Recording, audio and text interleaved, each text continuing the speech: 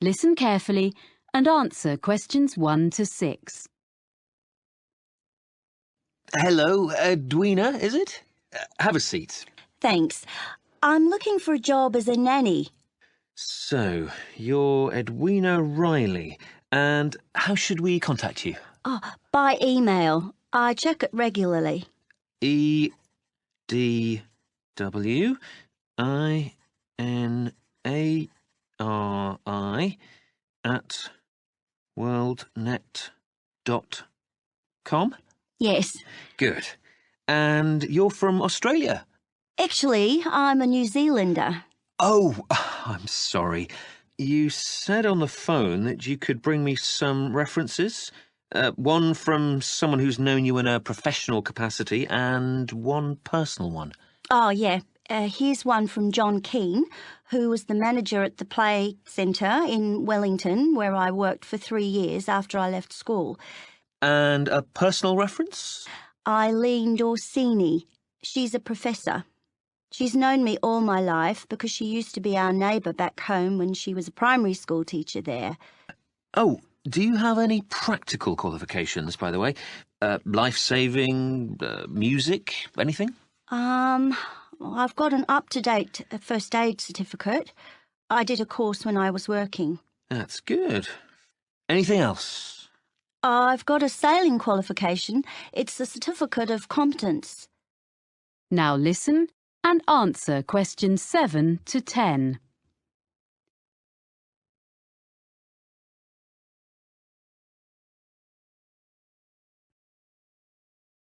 There are a few other things you need to know.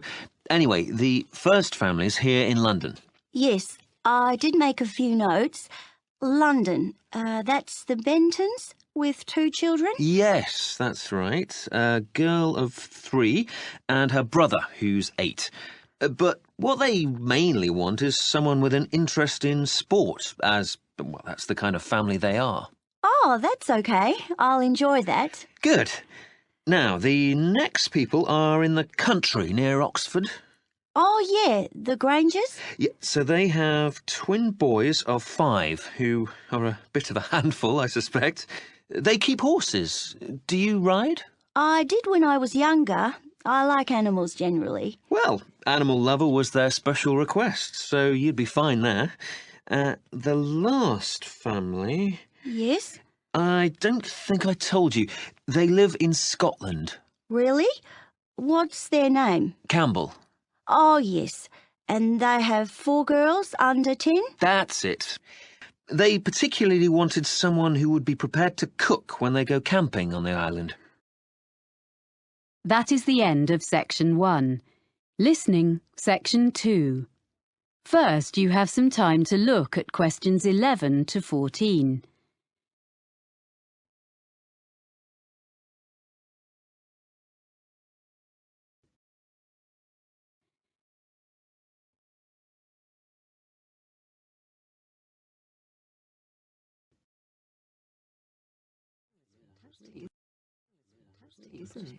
We're extremely proud of this new facility. You see, when the project was first discussed, we expected that a multinational company would give us half our funding, and the central government grant would make up most of the rest, with a smaller contribution from local business.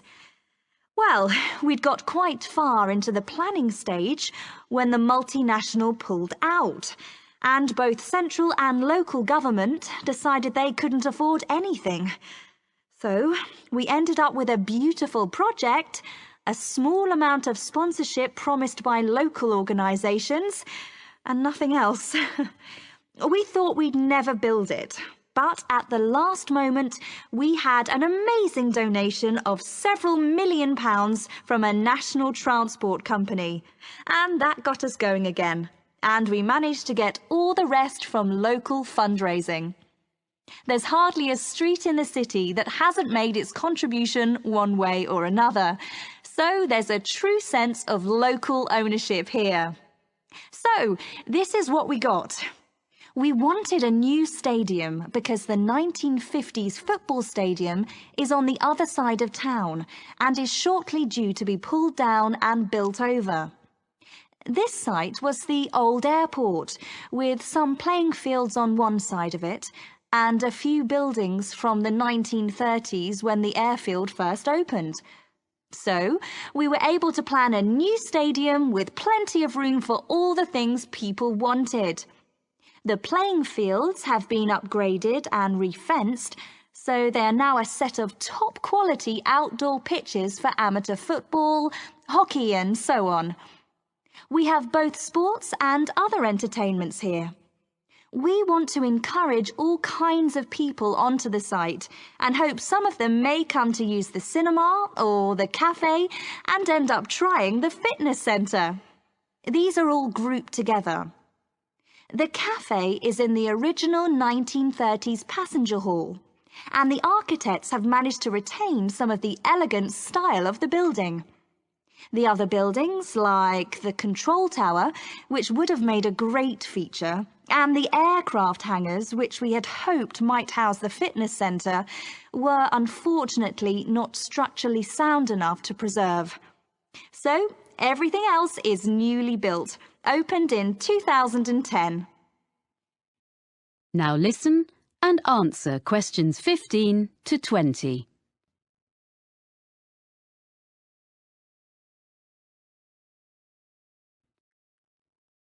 We're at the highest point of the stadium here in the rooftop cafe, on the opposite side to the main entrance doors. On our left, you can see two buildings just beyond the end of the stadium. The closest one is the business centre, used for meetings and conferences and so on. And next to the business centre, the bigger building is the hotel, which is rented from us by an independent company. As you see, they are served by the perimeter road, which runs round 3/4 of the site. Now, coming round to the front of the building, immediately in front of the entrance, that circular open space at the end of the road is the transport hub. There's also a large secure cycle park. Oh, and disabled parking, of course. People find it's very convenient and it keeps the site virtually car-free. OK, now if you look as far as you can over to the right, beyond the buildings, you can see our outdoor pitches, which I mentioned earlier. Between the pitches and the entrance is a little kind of pedestrian plaza. Are you with me? OK, with the cinema in the building furthest away from us, next to the pitches. Then there's the 10-pin bowling between the cinema and the road. Near the far end of the perimeter road, and between the mini roundabout and the pitches, there's our fitness centre, with all kinds of equipment and a small pool. Then, joined onto the stadium, next to the entrance, is a range of small shops, which all specialise in sports equipment, clothes, shoes. They sell toys and so on as well, all that sort of thing. As you see, the service road goes right round, but we keep the traffic and the pedestrians well apart. So it's all very relaxed round the plaza, popular with families. And just in front of the bowling is our lovely restaurant. You can see it from here. It's that building on the plaza between us and the bowling. That is the end of Section 2. Section 3. First, you have some time to look at questions 21 to 25.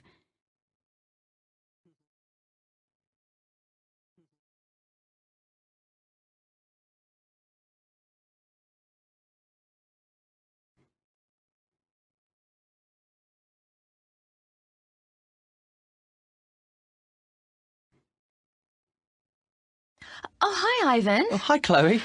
I'm glad I bumped into you because I've been looking at this prospectus about courses at the university. I'm thinking of doing a business studies degree. Isn't that what you're doing? Yes, I'm about to start my 3rd year. I think you'd enjoy it. Is there something on the course that you're not sure about? Well, you know I've been working for a publisher for the last 4 years as a production assistant. That will be really valuable experience because a lot of people go to university straight from school and don't have that kind of background. Yeah, I know. And I'm used to dealing with figures and percentages and things, but it's been a while since I've sat down and put my ideas into an essay. I was never that good at it, and I'm not sure I can do it now. But you did okay at school, so I'm sure you'll soon get into it again. I was worried about different things when I started, like if I'd be able to use all the computer programs. But you only really need the basics. You have to do a lot of presentations, and I thought that would be hard. But we'd actually had such a lot of practice at school, it was fine. But did you find writing essays easy? Oh, it was okay, but I was hopeless at getting them in by the deadline. And I was always late for lectures, so I had to work hard at that, and I tend to be early now.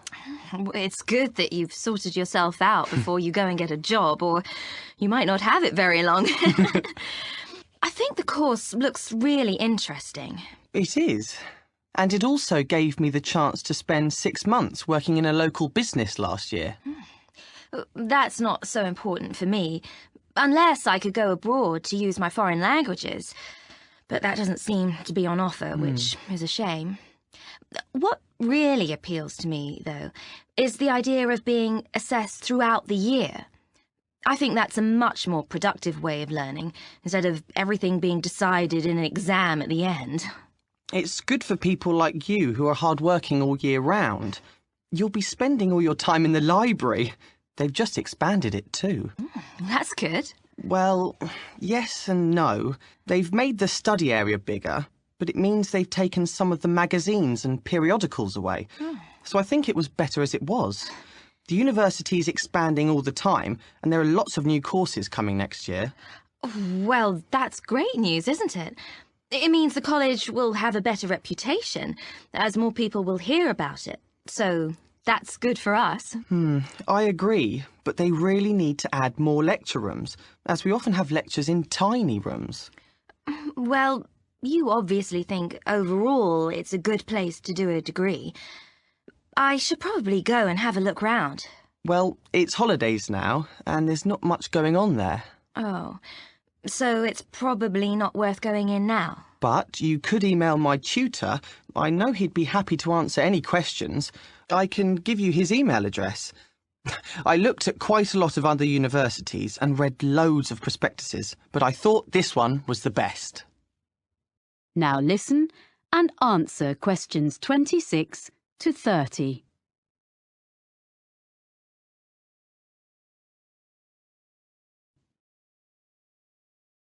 I was a bit unsure about all the different subjects you can choose on this course. Well, I can tell you a bit about them. The most interesting course I've done is public relations. From what I've read, it doesn't look very demanding. Some of it is really just common sense. But it will be really useful if you want to go into marketing or advertising. That's true. But I need to find out a bit more about it first before I decide if it will really help me. It's difficult to tell from the prospectus. But you are interested in marketing? Oh, yes. Well, you can choose a marketing course. I wasn't very impressed with that course, actually. The tutor didn't make it very interesting. It's good to put on your CV that you've done a marketing course, though. So that would be a definite for me, and maybe I'd get a different tutor. What other courses did you choose? I'm doing taxation, as I was thinking of training to be an accountant, but I'm not sure now. Oh, that will be a good option for me, because I enjoy working with figures. Although I don't want to be an accountant, it'll be good to have an understanding of taxation, especially if I ever run my own business. Then there's the most popular course, which is human resources, and a lot of people seem to get jobs in that field. My friend works in human resources, and she's really good at it. But I don't think I've got the right personality, so I'd give that one a miss. I'm more interested in how businesses actually work, the structure. That's a compulsory course, the structure of business. Oh. But you might find information systems helpful. Is that kind of computer programs? Some of it is, but also databases, project management, and other things. Oh, this sounds useful. But I'll have to look at some of the other possibilities first.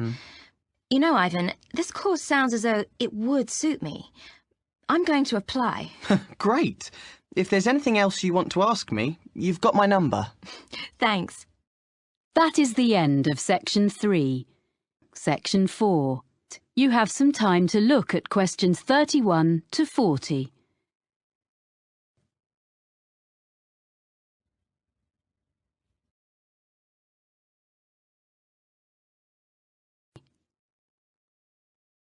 I work for the National Weather Service, and as part of your course on weather patterns, I've been asked to talk to you about how we predict the weather.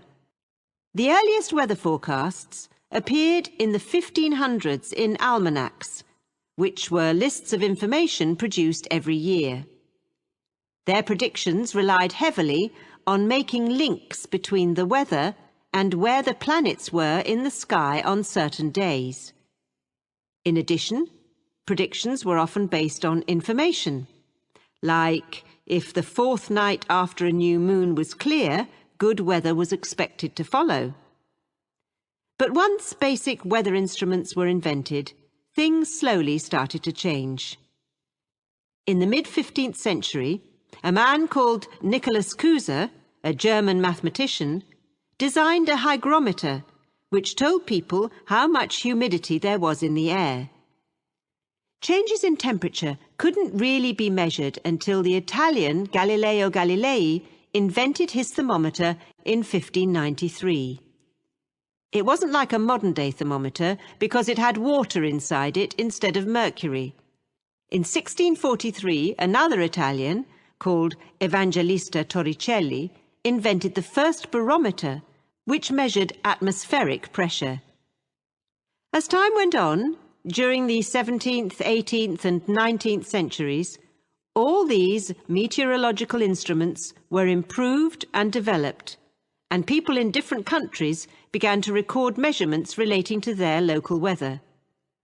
However, in those days it was very difficult to send records from one part of the world to another, so it wasn't possible for them to share their information until the electric telegraph became more widespread. This meant that weather observations could be sent on a regular basis to and from different countries. In 1863, France started publishing weather maps each day. This hadn't been done before, and other nations soon followed. So that was the start of national weather forecasting. And I'll now tell you how we at the National Weather Centre get the information we need to produce a forecast.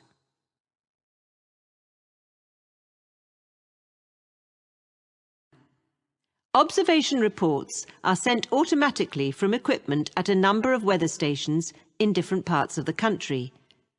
They are nearly all based at airports, although a few are in urban centres. The equipment senses temperature, humidity, pressure, and wind speed direction. Meteorologists also rely really heavily on satellites, which send images to our computer screens. What we see on our screens is bright colours. Orange represents dry air, and bright blue shows moisture levels in the atmosphere. The satellites are located 22,000 miles above the surface of the Earth, and it's amazing that despite that distance, it's possible for us to make out an individual cloud and follow it as it moves across the landscape. In addition to collecting data from the ground, we need to know what's happening in the upper levels of the atmosphere. So a couple of times a day, from many sites across the country, we send radio sondes into the air. A radio sonde is a box containing a package of equipment, and it hangs from a balloon which is filled with gas. Data is transmitted back to the weather station. Finally, radar. New advances are being made all the time, and it is one method for detecting and monitoring the progress of hurricanes. Radar is also used by aircraft, of course. All this information from different sources is put into computer models, which are like massive computer programs. Sometimes they all give us the same story, and sometimes we have to use our own experience to decide which is showing the most accurate forecast, which we then pass on to you. That is the end of section 4. You now have half a minute to check your answers.